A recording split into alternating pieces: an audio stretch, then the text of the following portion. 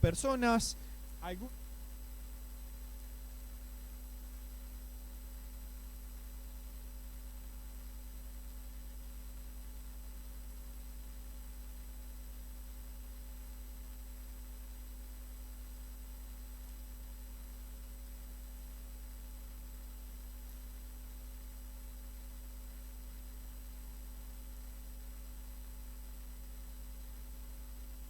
hacía algo nuevo y ellos prestaban atención. Entonces muchos comenzaron a burlarse, otros escuchaban a Pablo, ¿tá?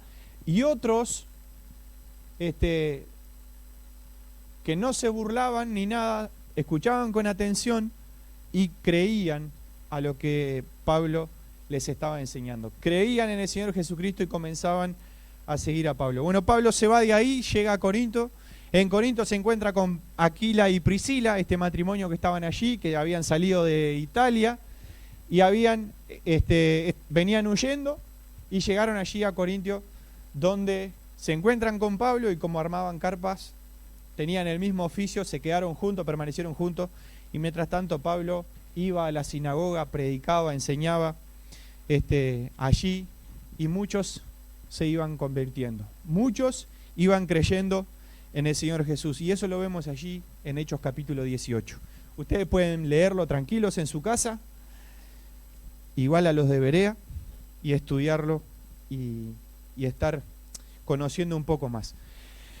El tema es que el apóstol Pablo estaba allí predicando, enseñando y en un momento, como era tarea misionera, ese ministerio itinerante, Pablo iba, predicaba, plantaba la semilla y seguía. Iba, plantaba la semilla en un lugar y seguía. Pero el Señor Dios se le aparece a Pablo en un sueño y le dice: Pablo, no te vayas de aquí, permanece en este lugar. Yo estoy contigo, yo te voy a cuidar, nadie va a poder poner la mano sobre ti para hacerte daño, para hacerte mal. Y una frase muy especial dice: porque yo tengo mucho pueblo en esta ciudad. Entonces Pablo se queda allí 1 año y 6 meses predicando el evangelio y muchos se van convirtiendo y así se va formando la iglesia de los corintios. Así se va formando la iglesia de los corintios, judíos, griegos y una mezcla de sociedad que había allí y se van convirtiendo al cristianismo, van dejando su vida atrás y van decidiendo por Cristo. Comienzan a caminar con Dios. Entonces, el apóstol Pablo sigue su viaje, luego de este 1 año y 6 meses, sigue su viaje, se va a Éfeso y sigue predicando en Éfeso y después sigue su viaje y se va a otros lugares. Y al parecer en ese viaje, algunos, o mejor dicho, la iglesia de Corinto, le manda una carta al apóstol Pablo acerca de algunas cuestiones que tenían que ver con el matrimonio, con cuestiones que tenían que ver con la alimentación ofrecida a los ídolos y entre otras cosas. Y el apóstol Pablo, estando en esos 3 años ahí en Éfeso, les escribe una respuesta a estos hermanos y la respuesta es la que tenemos aquí, esta primer carta de Pablo a los Corintios. Pero Pablo no solo es motivado a escribirle a ellos por lo que le preguntaron, sino también es motivado a escribirle a estos hermanos por las cosas que Pablo estaba escuchando acerca de los creyentes allí. Habían cosas que estaban llegando a oídos de Pablo, de actitudes que ellos tenían, de celos, de divisiones, de contiendas que se estaban armando entre ellos y también un tema de desorden sexual. Entonces el apóstol Pablo tiene que escribirles y tiene que corregirles y cincharles las orejas en estas cosas. ¿Hay alguien ahí que vaya pasando la...? ¿Sí? Eco. Esa es la otra imagen que les decía, vista desde otro lado. La siguiente. Vamos a ver estos 3 puntos en esta carta, en este capítulo 5 de Primera de Corintios. Y dice así: de cierto, se oye que hay entre vosotros fornicación. Y tal fornicación cual ni aún se nombra entre los gentiles, tanto que alguno tiene la mujer de su padre.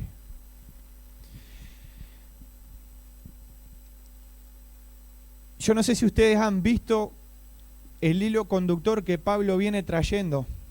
Y una característica que Pablo tiene es que Pablo, cuando les va a hablar algo a alguien, el apóstol Pablo siempre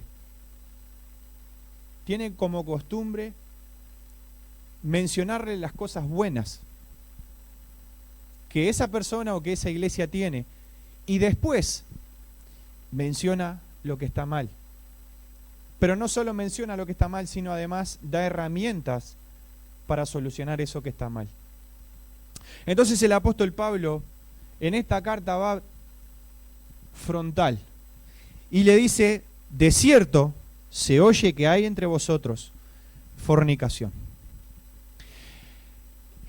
Y es tal la fornicación que ni aún se nombra entre los gentiles, tanto que alguno tiene la mujer de su padre. Si uno se pone a pensar en lo que es fornicación, fornicar no es lo mismo que adulterio. Entonces tenemos que empezar a llamar las cosas por su nombre. Pablo marca como primer punto la necesidad de corregir el error. Pero es necesario que nosotros llamemos las cosas por su nombre. Que llamemos las cosas como Dios las llama. Y ese error que suena tan amigable, cometí un error, Dios lo llama pecado. Entonces lo necesario es poder identificar. Para poder corregir ese error, ese pecado, hay que identificar el pecado. Hay que identificar, y el apóstol Pablo dice: se oye que hay entre vosotros fornicación. Ya sacó a la luz, ya identificó cuál es el problema.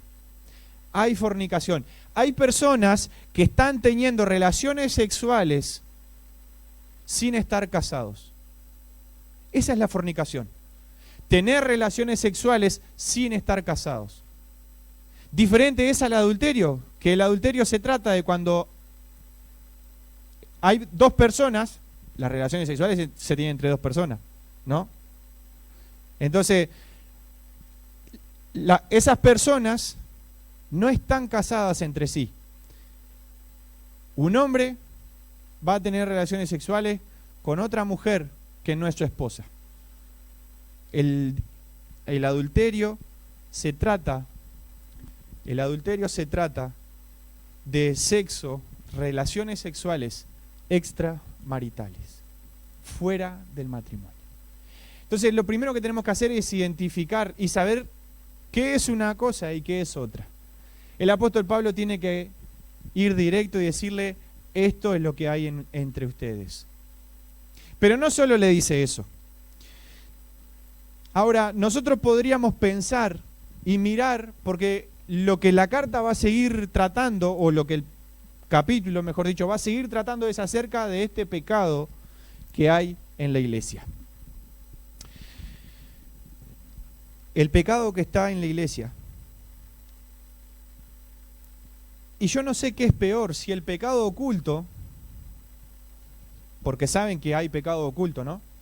Entonces el pecado oculto es oculto. Parece que nadie lo sabe hasta que por ahí revienta en algún momento y se arma tremendo escándalo, pero se lo enfrenta y se soluciona. Lo que estaba pasando en esta iglesia no era pecado oculto. Lo que estaba pasando en esta iglesia era que todo mundo sabía que la fornicación era lo habitual en ellos. No era un error, no era eso de decir: ay, pequé, qué lástima, no. Vivían en el pecado, disfrutaban el pecado.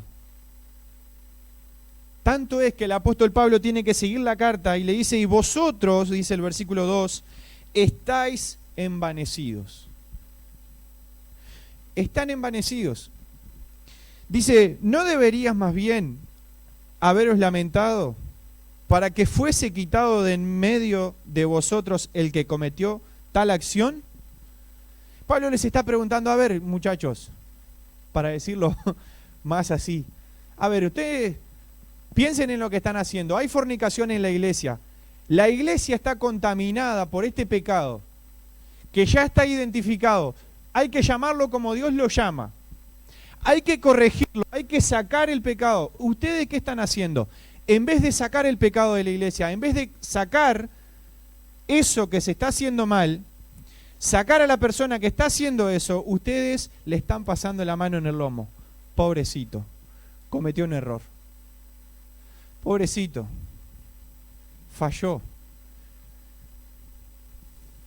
No sé si decirle pobrecito cuando pasa una vez. Uno dice, bueno, fue una caída de cabeza, yo qué sé. Pero otra cosa es cuando eso se disfruta, cuando se vive en eso. La conducta tiene que ser otra. Si está viendo en la iglesia este tipo de pecado y no se está confrontando, indirectamente lo que estamos haciendo es aprobando eso. O directamente. Si yo no estoy confrontando cuando está este pecado, estoy aprobando que eso se haga. Y esto era lo que estaba pasando.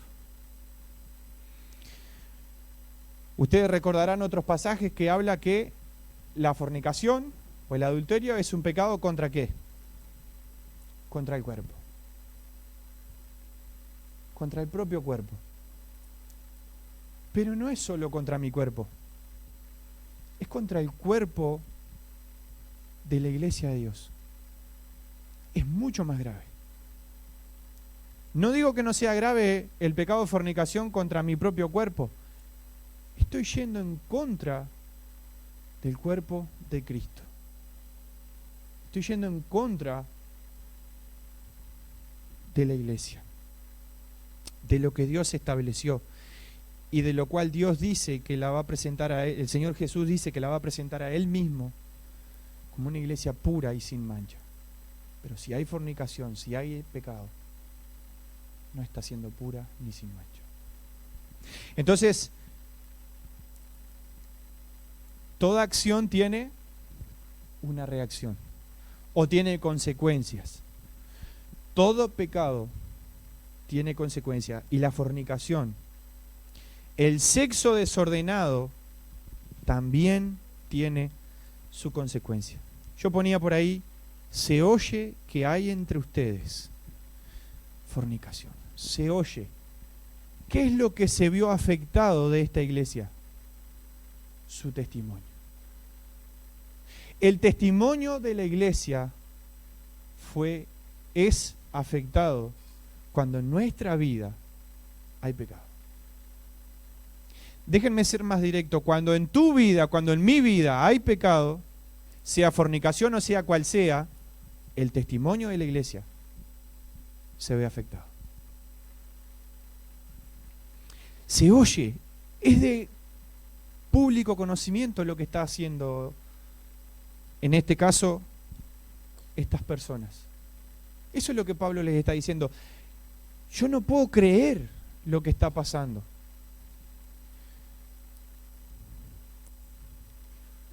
Si uno se pone a ver en Éxodo capítulo 20, versículo 14, en Levítico 20, versículo 10, en Hebreos 13, versículo 4, Dios está hablando a su pueblo y diciendo que a esos pecados, a ese pecado, hay que condenarlo. Y dice, de esta forma quitarás el mal de en medio de ustedes. Quitar el mal del medio de nosotros. Eso es lo que Dios nos pide. Quitar el pecado, que ya no esté dentro de nuestro menú, por decirlo de alguna forma. que no esté.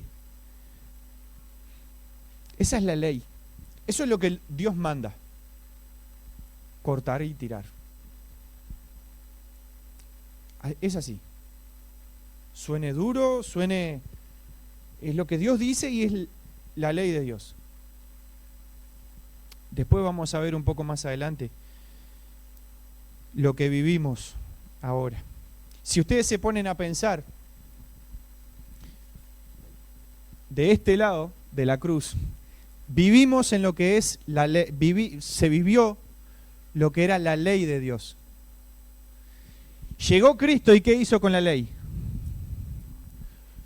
La cumplió. Yo no he venido para que pasen por alto la ley, yo he venido para cumplir la ley. ¿Qué ley? ¿La ley de qué? La ley de Dios. ¿Qué decía la ley de Dios? ¿Qué dice la ley de Dios? ¿Qué dice la ley de Dios?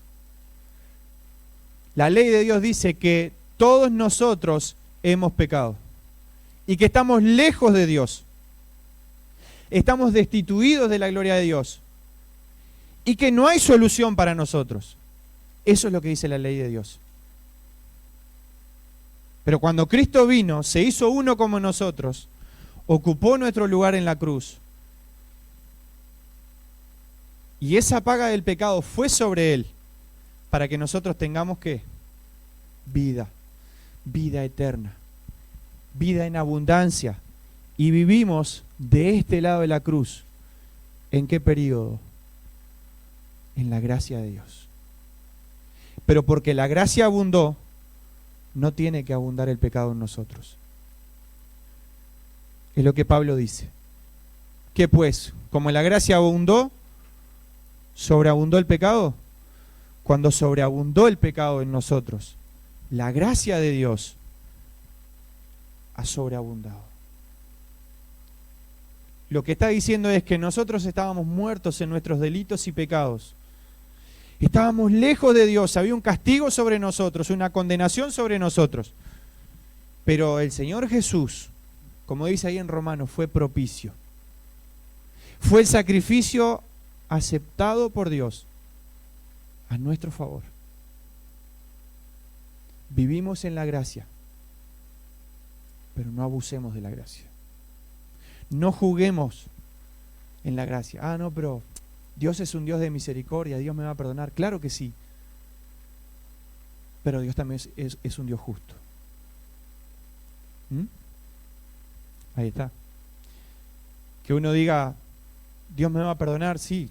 Obviamente que tengo que pasar por ese arrepentimiento.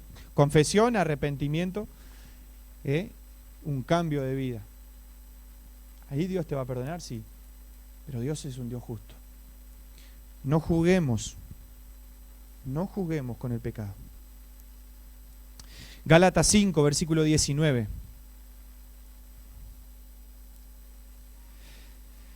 Nos dice que este pecado, que esto, dice que es manifiestas son las obras de la carne. ¿Cómo estaba viviendo los hermanos en Corintio? Fuerte. En la carne. En su humanidad.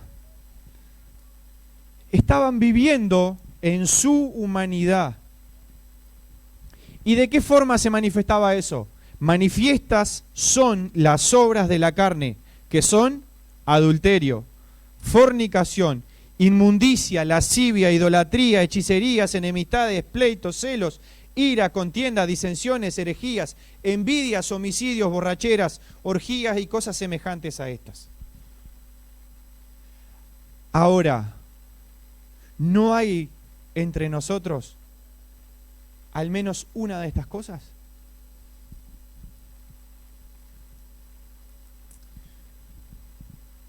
Ojalá que no esté habiendo adulterio,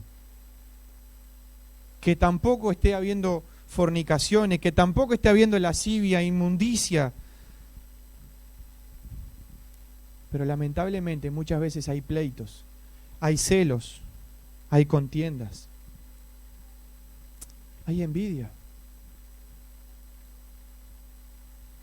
Entonces, ¿quién se salva? ¿Quién se salva de toda esta lista? Porque capaz que no hemos sido adúlteros, no hemos fornicado, pero seguramente hemos tenido un sentimiento de odio hacia un hermano y le hemos querido reventar, lo hemos querido matar, y eso es homicidio.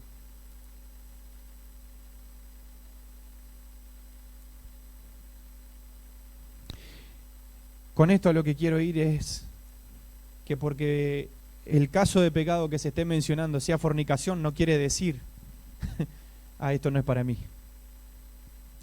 Es para mí, es para ti, porque son manifiestas las obras de la carne. Cuando nosotros vivimos carnalmente, lo que sale de nosotros, ¿qué va a ser?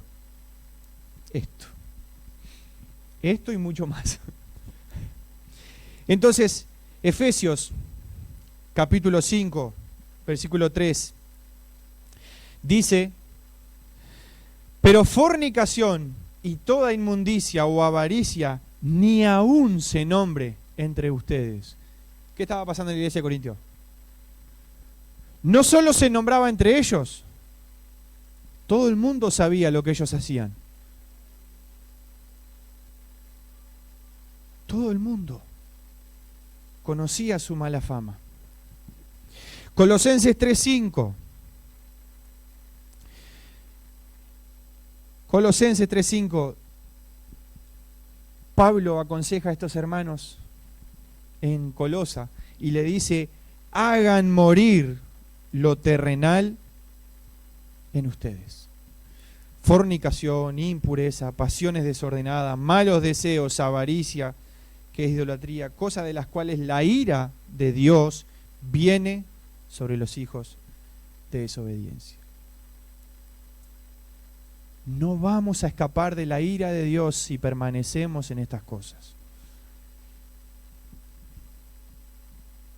Y fíjense que lo que Pablo les estaba escribiendo era a creyentes.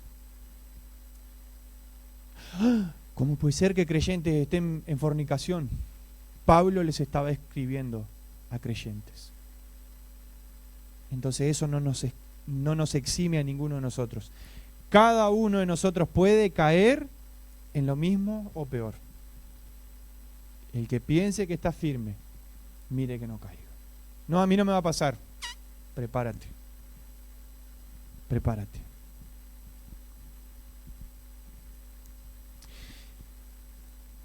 Dios nos libre. Realmente Dios nos libre de todo esto.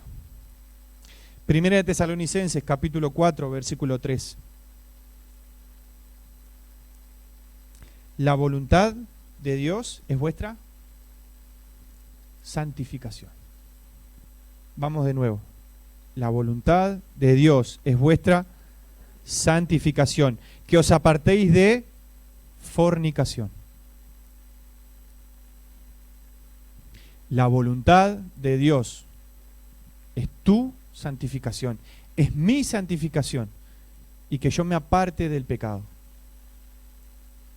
Esa es la voluntad de Dios. ¿Tú quieres saber cuál es la voluntad de Dios para tu vida? Es esto: sean santos, porque yo soy santo. No, Señor, pero no puedo. Sí, en tu fuerza no puede, pero en mí sí, porque en tu debilidad se perfecciona ¿qué? El poder de Dios. Es en tu debilidad donde se muestra quién es Dios. Tenemos que seguir. Pero fíjense que el testimonio de esta iglesia se veía afectado. Ahora uno dice, ¿cómo seguir adelante? ¿Cómo yo, estando en esa iglesia, voy a ir a predicar a otro de los que están afuera? ¿Cómo me van a ver a mí? Ay, ¿de qué iglesia soy? No, de los Corintios.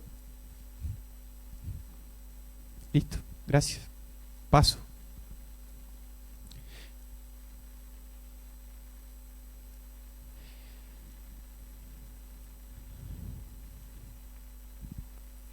Dependiendo de la traducción que usemos de la Biblia,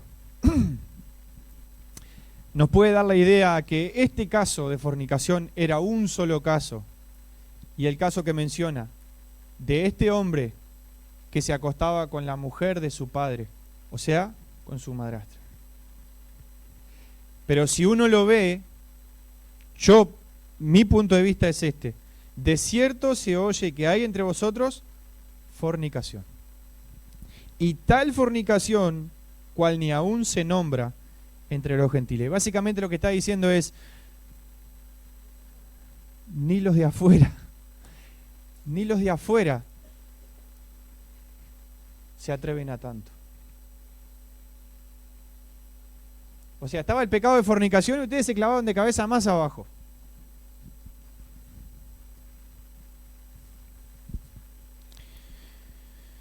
Tal fornicación, cual ni se nombra entre los gentiles, tanto que alguno tiene la mujer de su padre. El incesto. Tener relaciones sexuales entre los familiares.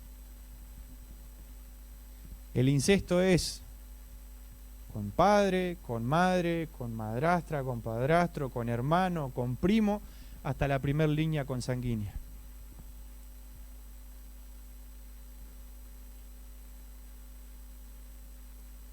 Eso no es lo que Dios quiere.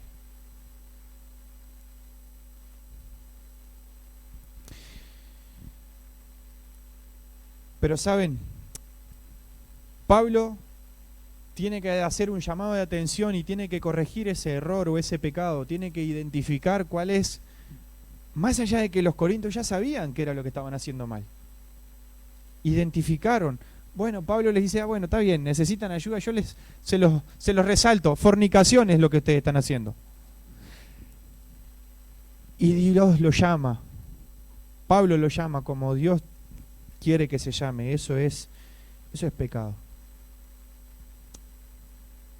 El tema es que no nos podemos quedar acá y decir, está bien, y sí, y es pecado, y listo, y sigo nadando ahí en el pecado, disfrutando. No. Hay que corregir eso y seguir adelante. Hay que corregir lo que está mal. Hay que sacar el pecado y seguir adelante. ¿Seguir adelante hacia dónde? Hacia la voluntad de Dios. ¿Cuál es la voluntad de Dios?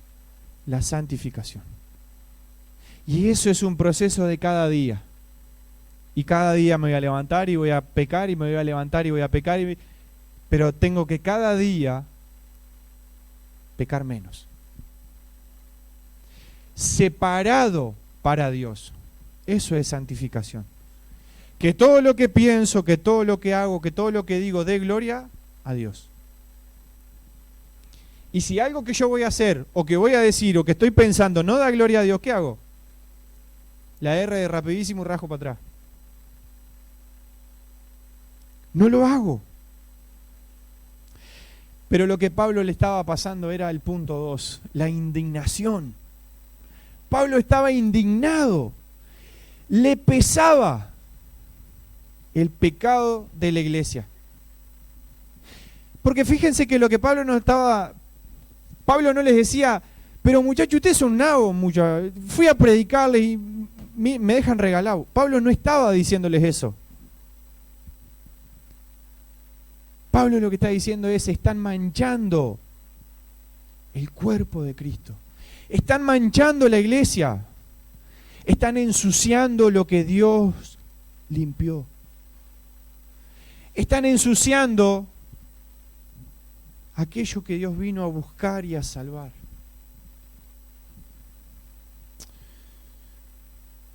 Esa indignación, Pablo la ve. Mejor dicho, Pablo ve esa situación y se indigna. Le pesa el pecado de la iglesia. Si a Pablo no le pesara, no le hubiera escrito una carta, hubiera hecho lo mismo que estos otros. Vamos a mirar para allá que está más lindo, está más blanco. Hubo que remangarse. Y hubo que meter manos a la obra. Y Pablo le dice, están envanecidos. Eso es lo que dice el versículo 2. Vosotros estáis envanecidos. Deberían estar dolidos. Deberían lamentar esa situación. Deberían buscar solucionarlo, deberían ir a la persona y decirle que lo que está haciendo está mal. Pero en lugar de eso, ustedes le están pasando la mano por el lomo. Le están permitiendo que eso siga así. Y mientras tanto la sangre de Cristo sigue siendo pisoteada y no tiene valor ninguno.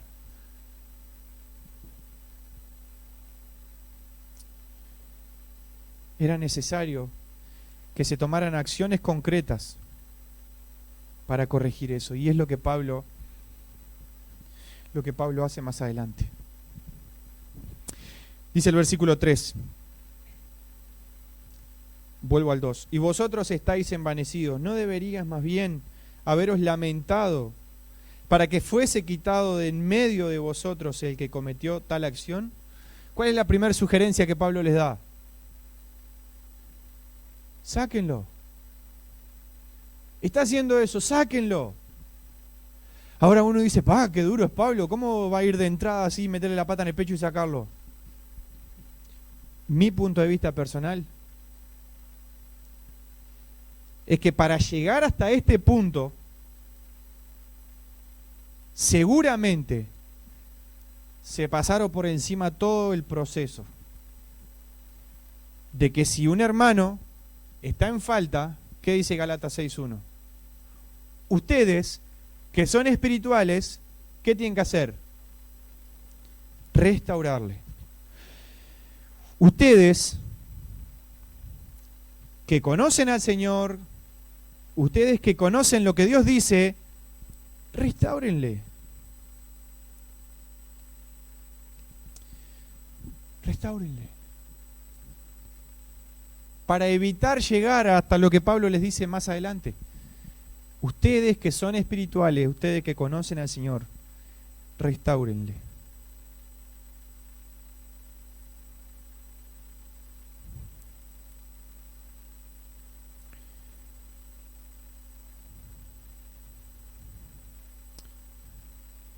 O como dice Santiago 5, versículo 19 y 20.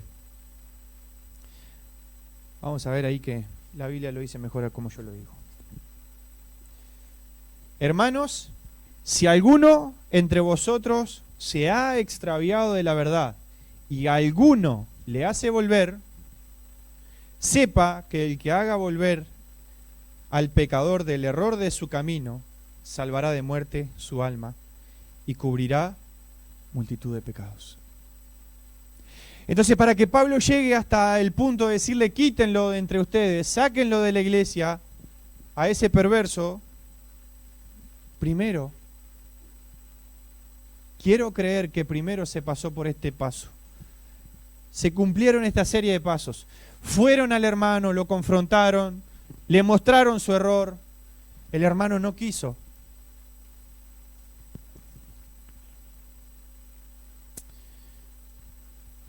Y el apóstol Pablo sigue y les dice, ciertamente yo, como ausente en cuerpo, pero presente en espíritu, ya como presente he juzgado al que tal cosa ha hecho.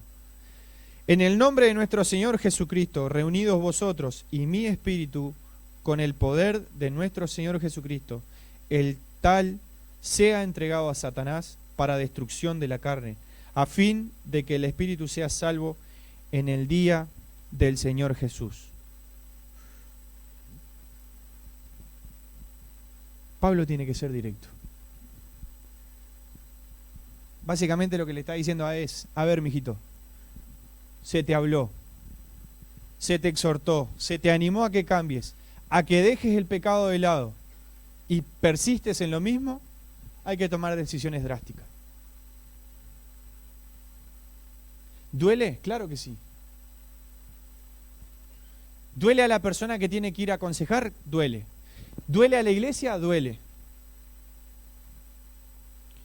Pero no hay crecimiento sin dolor. De eso se trata la adolescencia. Cuando uno adolece, se duele. No hay crecimiento sin dolor. No hay crecimiento sin que me cinchen la oreja. No hay crecimiento sin que me den una corrección. Pero el mayor dolor es cuando se corrigió, se exhortó, se animó, se disciplinó y aún así se decide persistir en el pecado.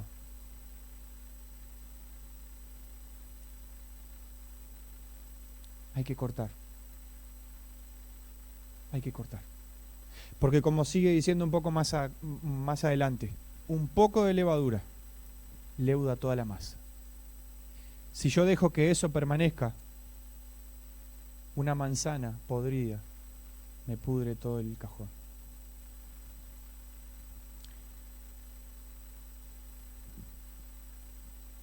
No es buena vuestra jactancia. Pablo le dice, no se sientan orgullosos de eso, porque realmente no es un motivo de sentirse orgulloso. Vergüenza les tendría que dar. ¿No saben que un poco de levadura leuda toda la masa?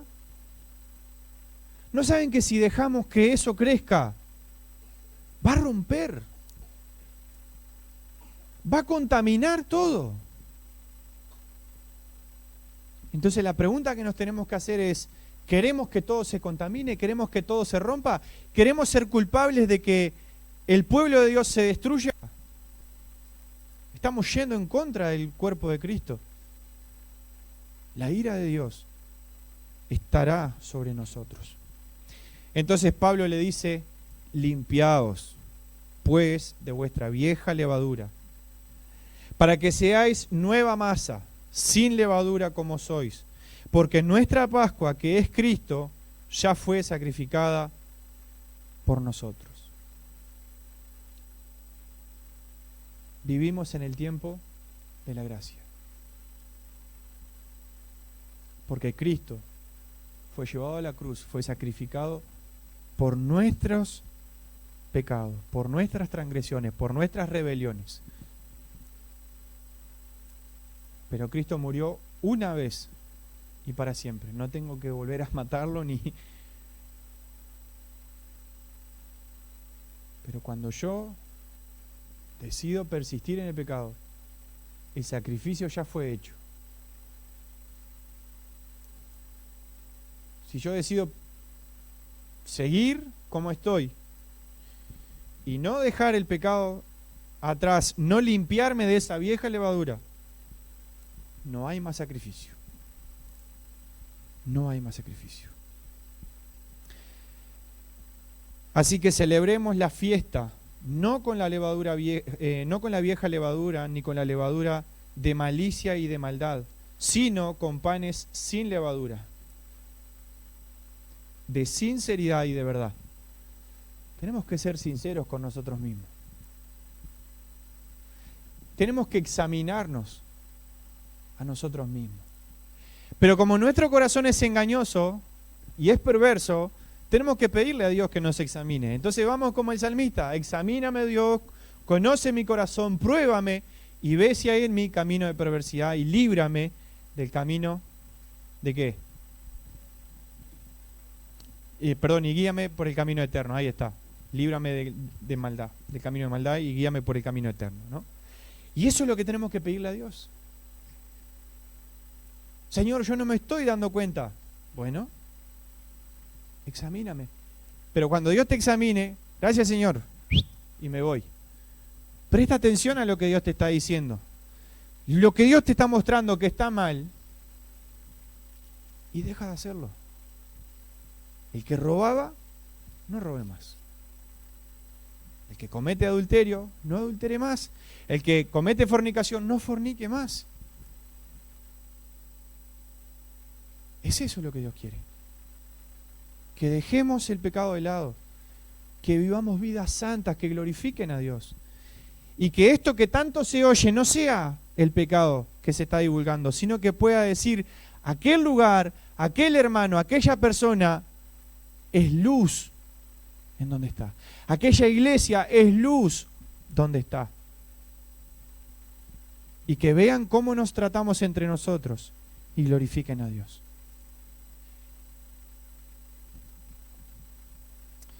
os he escrito por carta que no os juntéis con los fornicarios. Pablo sigue yendo un poco más en la llaga. Va escarbando un poco más hasta llegar a lo profundo. Dice, les escribí que no se junten con los fornicarios. Y Pablo les tiene que aclarar, como a niños, no absolutamente con los fornicarios de este mundo, o con los avaros, o con los ladrones, o con los idólatras, pues en tal caso sería necesario salir del mundo. Así fue, cortó cabeza parejito. Lo que está diciendo es, ninguno se salva, tenemos que salir del mundo entonces, porque todos o han fornicado, o hay adulterio, o hay mentira, o hay maldad, porque todos pecamos. Todos pecamos y estamos lejos de Dios. Pablo no les está diciendo, bueno, porque si no, ni siquiera viviendo en la montaña vamos a estar libres de pecado, ¿no? No les está diciendo, váyanse solos a un lado, sino, bueno, salgan del mundo. No está diciendo eso del mundo físico, del sistema mundo. Más bien, dice el versículo 11, os escribí que no os juntéis con ninguno que, llamándose hermano, fuere fornicario, o avaro, o idólatra, o maldiciente, o borracho, o ladrón, con el tal, ni aún comáis. No está hablando de la relación con el no creyente, que tenemos que estar con el no creyente, tenemos que convivir con el incrédulo, tenemos que serle luz, tenemos que ser de testimonio. Pablo está diciendo, con aquella persona, con aquel que dice ser hijo de Dios y está haciendo todas estas cosas, ni siquiera te sientes a comer con él. Si yo digo que soy un hijo de Dios y estoy viviendo en el pecado como si no fuera hijo de Dios, lo que Dios manda, lo que Pablo aconseja es, con ese ni siquiera te juntes. ¿Por qué? Por lo que dijo antes. Porque un poco de levadura leuda toda la masa. Y eso entra. Eso entra. Y entra muy sutil, muy disfrazado, muy con aspecto de bondad. Y cuando quiero acordar, ya contaminó todo. Porque, ¿qué razón tendría yo para juzgar a los que están afuera? Perdón, a los que están fuera. ¿No juzgáis vosotros a los que están dentro? Porque a los que están fuera Dios juzgará. Quitad, pues, a ese perverso de entre vosotros. Y termina siendo duro. Por un momento pongámonos nosotros en esta situación y que se esté hablando en la iglesia y estén diciendo, José, ni siquiera se junten con él.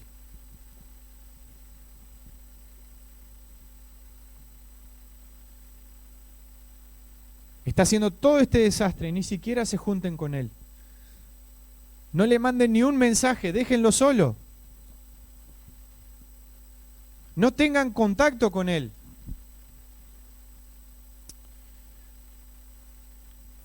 Y ese es el tercer punto, es parte de la disciplina.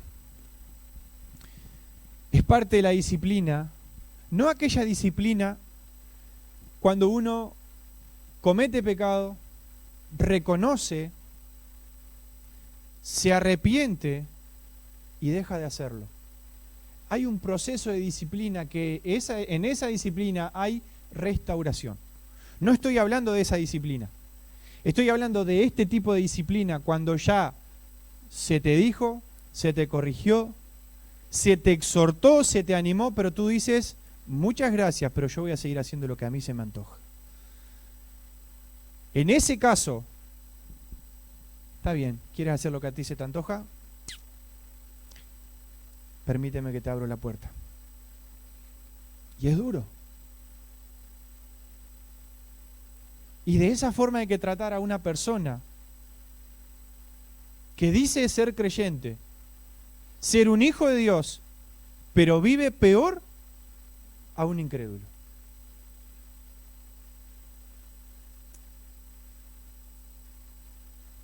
Y esto puedo ser yo, puede ser tú. Dios nos libre de esto. Pero hay que llegar a un punto de aplicar una disciplina tal que se vea eso, de estar solo, de estar separado, de verse y sentirse abandonado. Y fíjense que cuando pasan estas tres cosas, cuando una persona está en soledad, cuando se siente abandonado, y ese aislamiento, esa separación,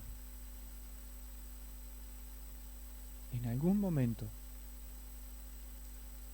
momento tiene que haber una reacción. Pero saben, muchas veces es más fácil tomar el camino corto y quitarse la vida.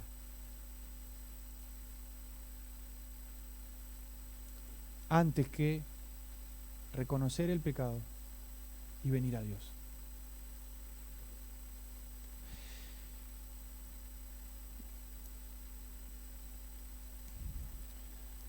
Pero ahora yo tengo que ser más, bajarlo un poco más a nosotros. Si alguno de nosotros está en esta situación, o en cualquier otro tipo de pecado, ahora porque es el tema de la fornicación y es el pasaje y traté de quedarme ahí, pero aplicándolo para nuestra vida, esa fornicación espiritual. Cuando supuestamente estoy en una relación íntima con Dios, pero lo que el mundo me ofrece es más lindo. Y allí voy y estoy un rato y estoy picoteando allí, estoy picoteando del otro lado. Entonces todos nosotros, tú y yo, estamos en esta situación. Entonces lo que está diciendo acá es para mí y es para ti. Si nosotros seguimos por este camino, esto es lo que va a pasar con nosotros. Vamos a terminar solos espiritualmente. Vamos a sentir que Dios nos abandonó. Vamos a sentir que Dios no está conmigo. Y vamos a ver esa separación espiritual. Porque no hay comunión entre Dios y el pecado. Pero en algún momento tengo que reaccionar.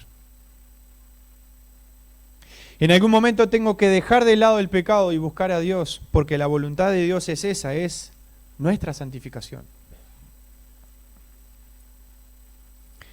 Y ojalá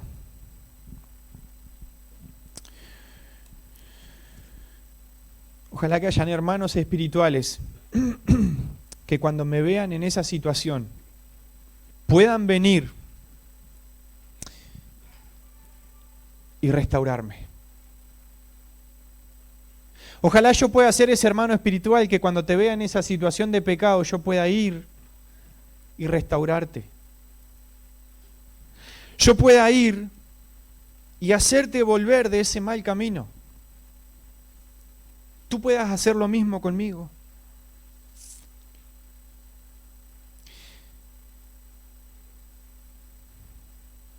Antes de llegar al punto de esa separación. Y quiero terminar con estos pasajes. Mateo, capítulo 18. Versículo 11 dice que Jesús, el Hijo del Hombre, ha venido a salvar lo que se había perdido. Versículo 12 dice, ¿qué os parece? Si un hombre tiene 100 ovejas y se descarría una de ellas, ¿la oveja dónde está? Antes de perderse, ¿dónde está? En el rebaño. En el rebaño. Antes de perderse, estaba junto con todos los otros, con todas las otras ovejas. Y el Señor Jesús cuenta esto. no es de otro rebaño, no es otra oveja, no es una cabra, es una oveja, es uno de nosotros. ¿Qué pasa si un hombre tiene 100 ovejas y se descarría una de ellas? ¿No deja las 99 y va por los montes a buscar la que se había descarriado?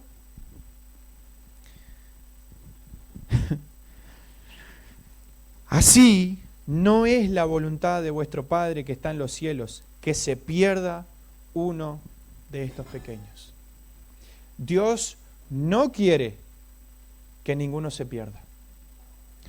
Esa expresión que el apóstol Pablo usó de ser entregado a Satanás, lo que estaba diciendo, o lo que entiendo es que viva bajo las leyes del mundo. ¿Es eso lo que le gusta? ¿Es eso lo que quiere? ¿Quiere vivir como el mundo dice? Bueno, entrégueselo a Satanás, que viva como bien le parezca.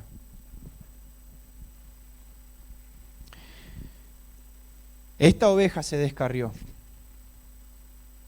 Estaba juntos, servíamos juntos, caminábamos juntos, bailábamos juntos, cantábamos juntos, pero se descarrió.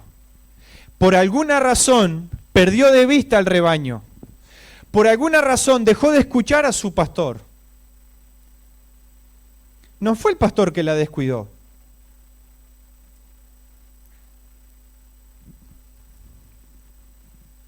Y se fue. Y fíjense qué hace este hombre. Deja las 99. No es que las deja tiradas en el monte. No es que las deja así nomás. Las deja en un corral, cuidadas. Y va a buscar a esa que estaba perdida. Díganme qué otra palabra puede servir para esto que no sea tener iniciativa. Este hombre tiene iniciativa, va a buscar. Podría haber dicho, esta oveja siempre me hace lo mismo. Ese joda, que se la coman los lobos. Que se embrome, perdón. No dice eso. Se duele por esa oveja que se perdió. Y va a buscarla. Toma iniciativa. Esa oveja que se descarrió. Y acontece que cuando la encuentra, de cierto les digo que se regocija. Cuando una oveja se pierde, cuando está lejos de Dios, cuando uno de nosotros estamos lejos de Dios y es encontrada nuevamente, hay gozo, hay alegría, hay regocijo.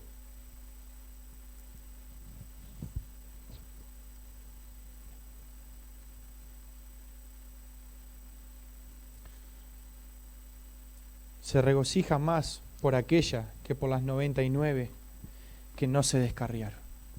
Porque las que no se descarriaron van bien. No hay que buscarle mucha vuelta, van bien. Sigan así.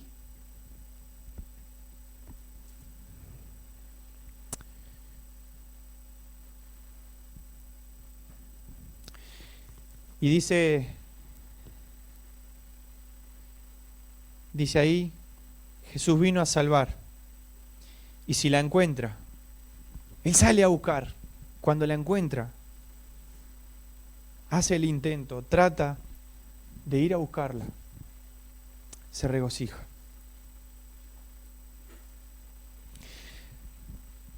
Si un hermano de nosotros no ha vuelto a Dios, que no sea porque no lo intentamos.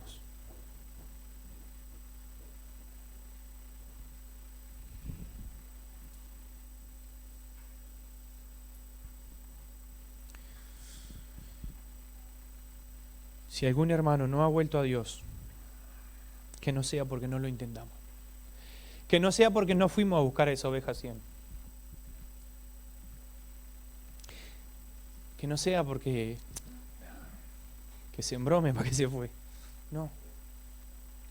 Hagamos el intento de ir a buscarla. ¿Por qué? Por lo que dice 1 Corintios 6, versículo 9 al 11. ¿No sabéis que los injustos no heredarán el reino de Dios? No erréis, ni los fornicarios, ni los idólatras, ni los adúlteros, ni los afeminados, ni los que se echan con varones, ni los ladrones, ni los avaros, ni los borrachos, ni los maldicientes, ni los estafadores heredarán el reino de Dios. Si nosotros quedamos acá, si terminamos en este versículo, no hay lugar para ninguno de nosotros.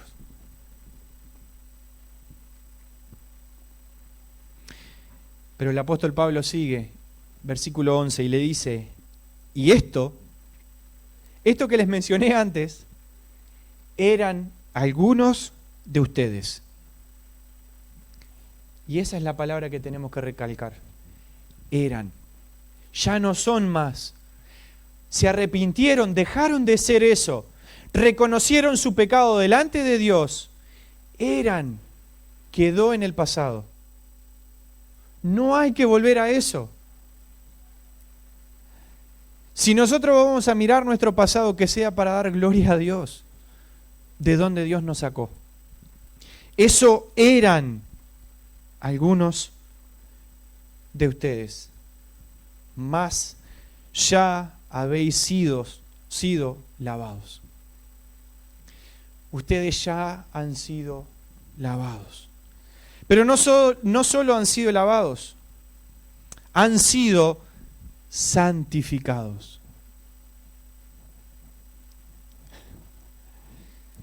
Y no solo han sido santificados, sino que además han sido justificados en el nombre del Señor Jesús y por el Espíritu de nuestro Dios.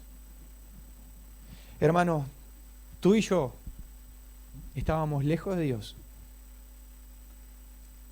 sin Dios y sin esperanza. Y muchos de nosotros éramos como algunos de estos corintios, pero ya no somos más. La vida vieja la he dejado. No vuelvo atrás. No vuelvo atrás.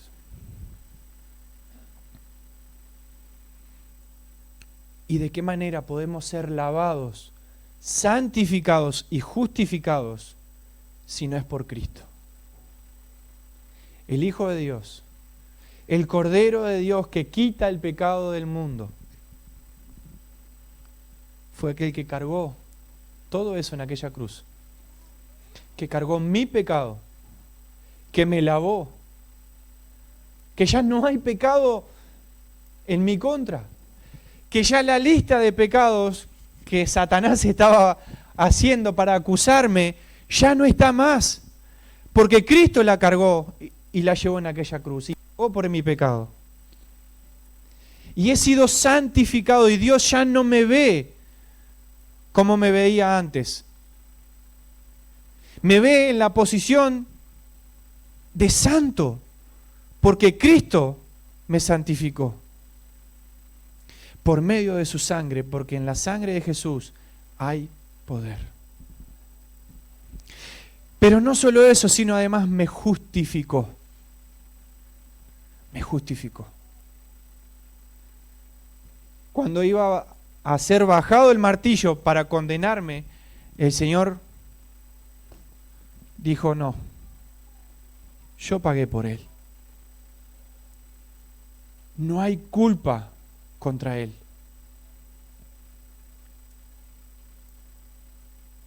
Y esto solo es posible cuando nosotros venimos a los pies de la cruz de Cristo. Cuando nosotros le pedimos perdón a Dios, cuando nosotros identificamos cuál es el pecado o qué es lo que nos está alejando de Dios, lo que nos aleja de Dios es el pecado. Me tiene que doler el pecado, me tiene que indignar ofender a Dios. Me tiene que pesar, me tiene que costar, me tiene que doler. No puedo seguir adelante si estoy ofendiendo a Dios. Y es necesaria la disciplina en nuestra vida. Pero saben, la disciplina tiene... Nosotros por lo general cuando pensamos en disciplina pensamos en castigo, en corrección. Pero un atleta tiene disciplina. Porque hay cosas que tiene que dejar de lado para poder seguir la carrera. Tiene disciplina, tiene compromiso, tiene una determinación. Corre la carrera puestos los ojos en la meta. Y tú y yo tenemos que correr esta carrera con disciplina, puestos los ojos en Jesús. Y ahí la última imagen que va a aparecer muestra esa conclusión. Es necesario un análisis personal, pero también como iglesia. Es necesario ese análisis personal. Como les decía, tal vez no me animo a analizarme yo mismo, porque puedo querer suavizar las cosas. Pero Señor, examíname tú. Es necesario corregir, pero no para castigar y dejarlo ahí. Es necesario corregir para poder levantar, restaurar y seguir adelante. Hermano, cuando alguien te viene a corregir, no viene a sepultarte. Cuando alguien viene a corregirte, viene a darte la mano, a ayudarte a que te puedas levantar y que podamos seguir adelante, porque tenemos que seguir adelante. Hay orden de no detenernos. Y hay acciones prácticas que nosotros tenemos que ir tomando en nuestra vida. Tenemos que limpiarnos del pecado. Tenemos que dejar el pecado de lado, tenemos que sacar esa levadura, tenemos que sacar, así sea lo más mínimo, lo más chiquitito, hay que sacarlo. Porque eso va a crecer y va a ocupar lugar en nuestra vida. El lugar que le pertenece a Dios. O como dice Cantar de los Cantares, cuidar esas pequeñas zorras que minan el cultivo, que rompen todo. La disciplina como corrección, pero también como constancia. Permanecer. Capaz que hoy me levanto de esta situación, de este pecado, pero tengo que permanecer en esa situación. No en la situación de pecado, sino permanecer en esa restauración. Permanecer firme. Como les digo, como les decía, puesto los ojos en Jesús. Puesto los ojos en aquel que es el autor de nuestra fe, de nuestra vida. Puestos los ojos en aquel que estuvo dispuesto a dar su vida por ti y por mí. Seamos agradecidos con lo que Dios nos dio. Y es difícil agradecer cuando alguien viene a corregirnos. Es difícil. Pero cuando vemos el resultado, pasa el tiempo y uno se puede acercar, y esto lo puedo decir con tranquilidad porque lo he hecho, uno se puede acercar y decirle a nuestros líderes, gracias porque en aquella situación no me cinchaste la oreja, me pegaste una trompada pero me sirvió. No la trompada, sino la corrección. Pero a lo que voy es esto. Es necesario. Es necesario. Y no olvidemos que lo que está en juego es nada más ni nada menos que la santidad y la honra de Dios. Cuando nosotros individualmente no estamos viviendo como Dios quiere y como iglesia no estamos viviendo como Dios quiere, estamos ensuciando el cuerpo de Cristo. Y la ira de Dios va a estar ahí. Señor, es un pasaje en tu palabra muy lindo, muy rico, en cuanto a enseñanzas, pero muy triste, muy doloroso, Señor, en cuanto a la situación. Y por momentos, Señor, uno puede sentir lo que el apóstol Pablo sintió al tener que enfrentar estas situaciones, Señor. No es lindo, no es fácil, pero es necesario que seamos, Señor, confrontados con tu palabra. Señor, gracias por este tiempo y gracias por lo que nos enseñas, lo que nos dejas. Y ayúdanos, Señor, a poder caminar en santidad individualmente, pero también como iglesia. Porque eso es lo que tú requieres, que seamos santos, porque tú eres santo. Y porque no hay comunión entre la luz y las tinieblas. Señor, tenemos que reconocer que en nuestra vida, Señor, muchas veces hemos estado manchando tu iglesia, el testimonio de tu pueblo. Ojalá, Señor, puedas decir de nosotros: este es mi Hijo amado, en quien tengo complacencia. Ojalá puedas glorificarte, Señor, en nuestra iglesia. Que tu nombre, Señor, sea colocado en alto. Es el deseo de nuestro corazón, Señor. Pedirte perdón, reconocer nuestra culpabilidad, pedirte que nos restaures y que nos levantes para seguir adelante, Señor. Y para caminar, para correr esta carrera, Señor, con los ojos puestos en Jesús. Y gracias por esa salvación que nos has dado. Gracias porque podemos pensar en lo que éramos antes, lejos de ti, pero ver en lo que tú nos has convertido y darte gracias y darte gloria a ti, Señor. Gracias por este tiempo, Padre. Amén, Señor.